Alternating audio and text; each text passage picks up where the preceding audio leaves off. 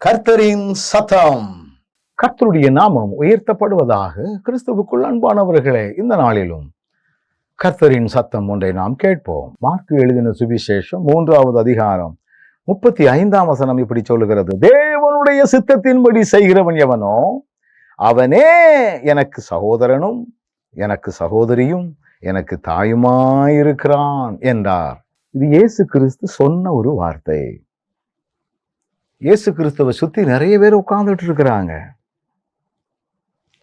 இதெல்லாம் அவங்களுடைய சகோதரர், அவருடைய தாய் என்று பேசிக் கொள்ளுகிறார்கள். அதில் ஆண்டவர் ஒரே வார்த்தை சொல்லி வருகிறார். அவருக்கு உடன் பிறந்த சகோதரர்கள் உண்டு, அருமையான தாய் உண்டு. ஆனால் அவர் சொல்லக்கூடிய காரியத்தை பாருங்கள். தேவ சித்தத்தின்படி யாரெல்லாம் செய்கிறார்களோ அவங்க எல்லாருமே எனக்கு சகோதரிகள், எல்லாருமே எனக்கு சகோதரன், எல்லாருமே எனக்கு தாய்.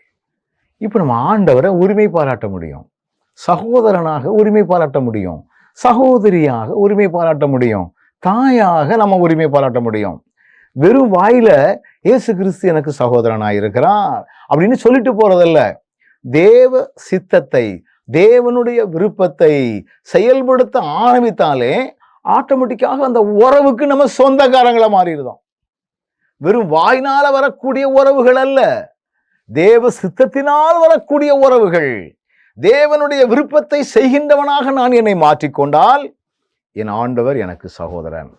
ஒருவேளை உடன்பிறப்புகள் எனக்கு இல்லாமல் இருக்கலாம், உடன் பிறந்த சகோதரிகள் எனக்கு இல்லாமல் இருக்கலாம், உடன் பிறந்த சகோதரர்கள் எனக்கு இல்லாமல் இருக்கலாம், அல்லது பெற்றோர்கள் எனக்கு இல்லாமல் இருக்கலாம். ஆண்டவர் சொல்லுகிறார், நானே உனக்கு சகோதரனாய் சகோதரியாய் தாயாய் இருக்கிறேன். எவ்வளவு ஒரு அருமையாக ஆண்டவர் நம்மோடு கூட இந்த 2 அருமையான பாசத்தை அவர் விளைவிக்கிறார் பாருங்கள். தேவ சித்தம் மட்டும் செஞ்சா போதும், ஆட்டோமேட்டிக்கா நமக்கு புதிய புதிய உறவுகள். அதனாலதான் சிலுவைக்கு கீழாக சீசனை பார்த்து இதோ உன் தாய், தாயை பார்த்து இதோ உன் மகன். புது உறவுகள், இரத்த சம்பந்தமான உறவுகள் என்பது வேறு, கிறிஸ்துவின் மூலமாய் சிலுவையின் மூலமாய் ஏற்படக்கூடிய உறவுகள் என்பது வேறு.